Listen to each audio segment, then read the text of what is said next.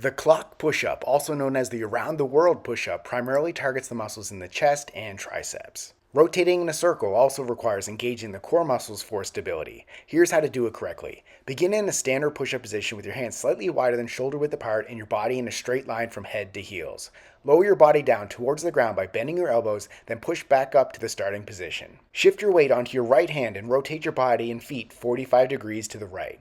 Your left hand will move to where your right hand was, and your right hand will move outwards, maintaining the same distance apart. Keep your core engaged throughout the exercise to maintain a straight body line. Ensure your hand placement is solid, then perform another push-up in this new position. Continue performing push-ups and rotating 45 degrees each time until you have completed a full 360-degree circle around the clock, thus bringing you back to the starting position.